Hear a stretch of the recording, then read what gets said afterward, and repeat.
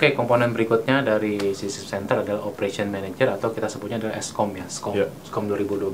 Dimana ini kita lihat bahwa secara function ya, ini sangat beberapa yang sangat kecil yang kita bisa highlight ya untuk di acara Tech Day ini adalah Application Performance Management ya, monitoring across antara public dan private. Jadi artinya dengan hype-nya cloud sekarang ini, jadi tidak hanya physical atau traditional data center yang dimonitor, tapi bisa across terhadap apa yang ada di cloud atau bahkan yang ada di private atau kita sebut on premises gitu. Jadi SCOM ini bisa memonitor semua hardware atau semua sistem, semua server yang ada dipunya oleh customer. Jadi tidak melihat lagi bahwa boundary-nya ada di network, boundary ada di lokasi, itu sudah tidak terlihat lagi seperti itu. Dan juga improvement terhadap Unix atau Linux support, karena kita menyadari bahwa banyak user yang memang punya sistem data center yang hybrid. Jadi sebagian menggunakan Windows Server, ada yang menggunakan Unix, Linux gitu ya. Linux pun ada versi macam-macam gitu ya. Bahkan mungkin sampai ke AS400 sampai ke area mainframe. Jadi di sini kita secara product system center atau SCOM ini bisa manage perangkat-perangkat yang bukan produknya dari Microsoft gitu ya. Network monitoring serta customize dari dashboard. Jadi ini yang menarik di 2012 adalah dashboardnya kita bisa custom berdasarkan user privilege atau user preference. Misalnya administration role Pak ya. Ya, jadi misalnya Pak Sugi adalah admin yang hanya areanya di bagian network, yaitu kan dikasih dashboard hanya untuk yang network. Ada lagi bagian yang khusus untuk yang aplikasi atau server, itu didapat hanya server aja, atau bahkan ada yang punya yang administrasi secara global, dia bisa lihat secara keseluruhan.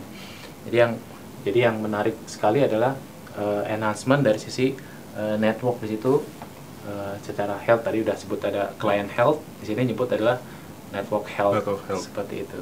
Jadi clear bahwa benefit bagi customer adalah mensimplifikasi, memanage secara konsul atau panel dari segala macam server yang ada di data center.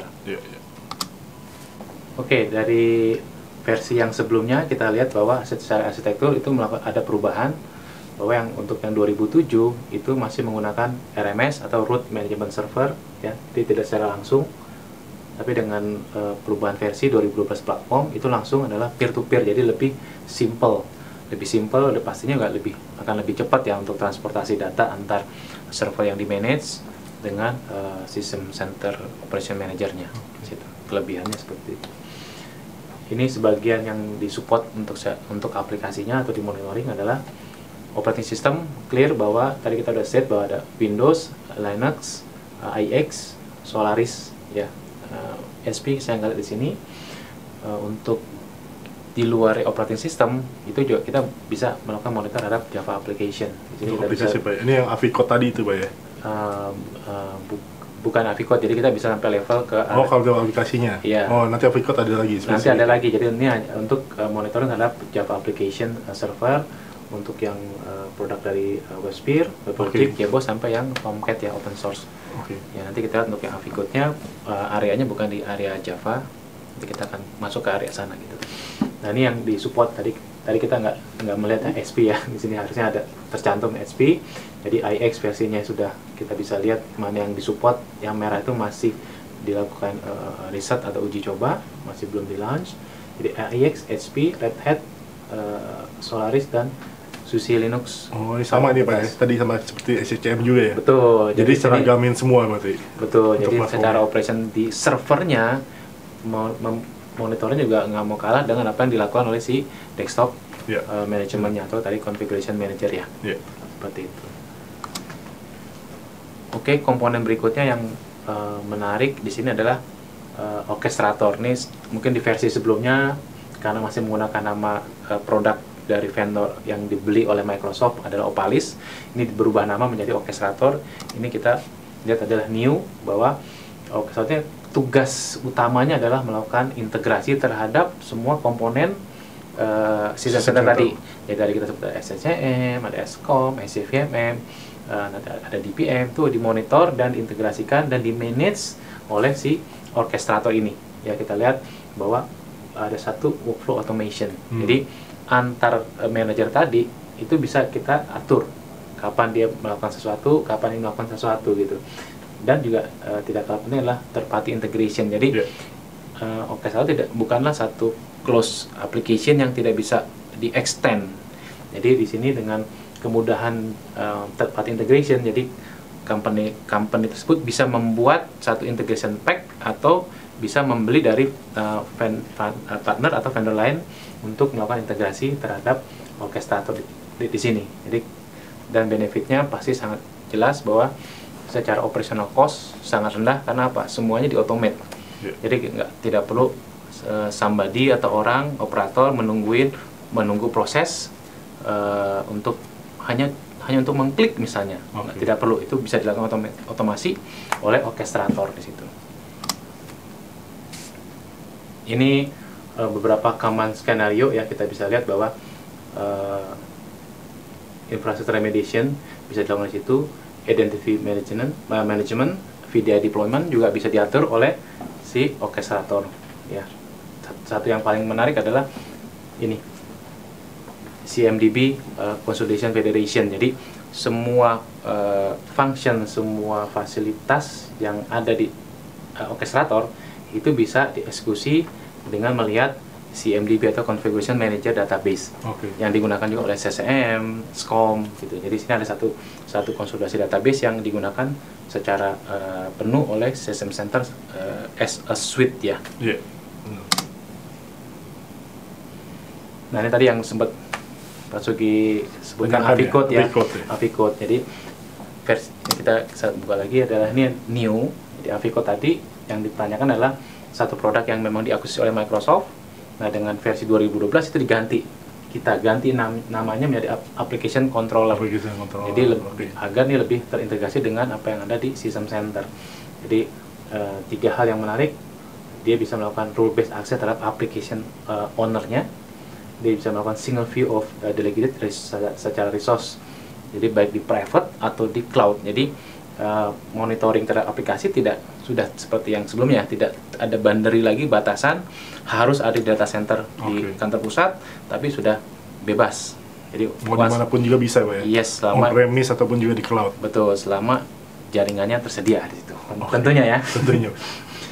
Terakhir ada deploy dan manage terhadap service yang ada di virtual machine. Jadi aplikasi pun bisa merequest satu virtual machine untuk melakukan misalnya instalasi. Seperti nanti kita lihat ada satu skenario di mana si app control ini akan melakukan request terhadap VM.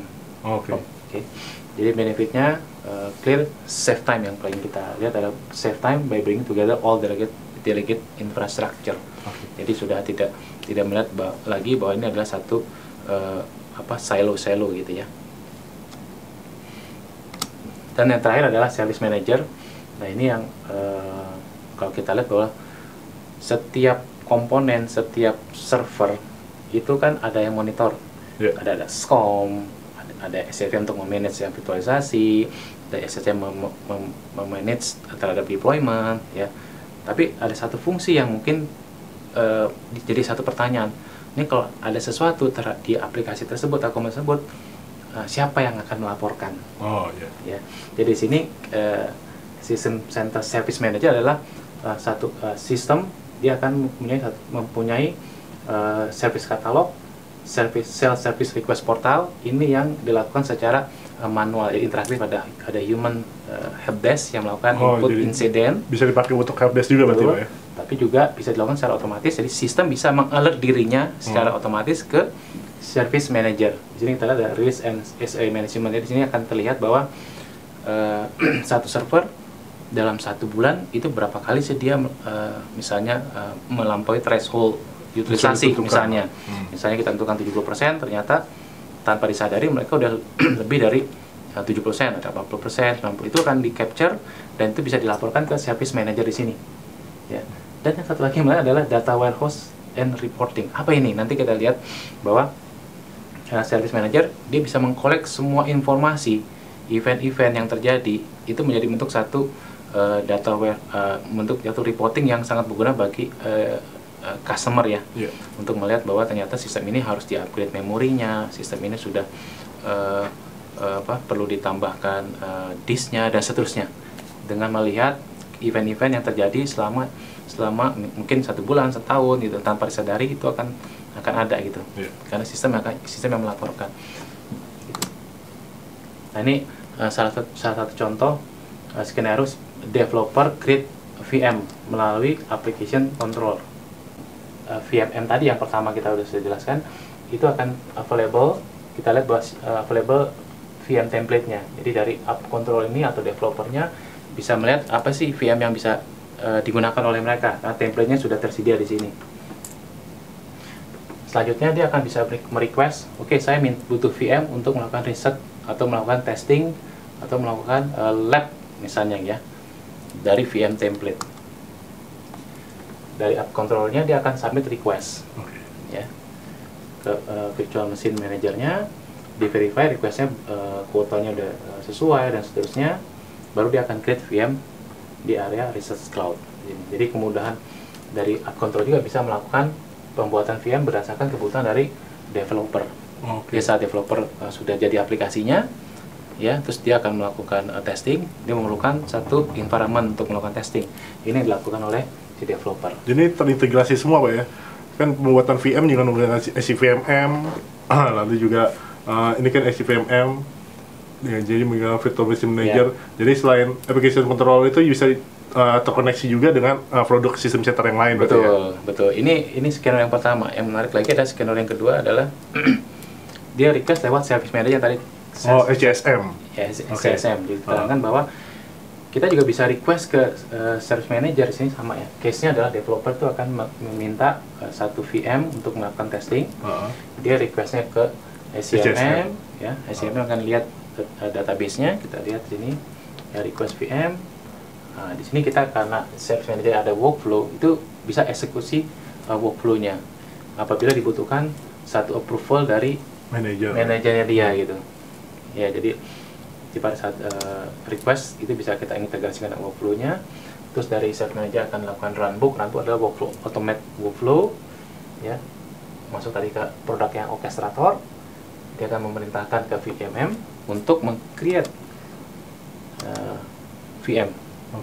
Jadi beberapa skenario yang bisa dilakukan oleh developer, jadi tanpa membebani para IT untuk hanya sekedar membuat environment. Ya mungkin sebelumnya kita lihat bahwa perlu 2-3 bulan untuk deliver hardware, tapi dengan adanya virtualisasi itu sangat cepat ya, mungkin 1-2 menit pun langsung tersedia gitu. Ya. Ini kenapa sistem center itu bisa mendeliver IT as a services, karena semua aktivitas dari IT atau services itu direcord oleh sistem center secara sistem. Ya, jadi di sini kita lihat bahwa mulai dari application owner dia bisa melakukan self service yang mungkin akan dijawab oleh data center admin untuk memberikan satu facility untuk membuat salah satu di sini, entah public cloud atau private cloud. Tapi sementara tetap monitoring tetap dijalankan di situ. Ya, kita bisa lihat di sini ya, ketergantungan dari masing-masing komponen. Ya, tapi yang dilihat oleh user cuma oke, dia buat terus langsung dapat fasilitasnya di situ seperti itu.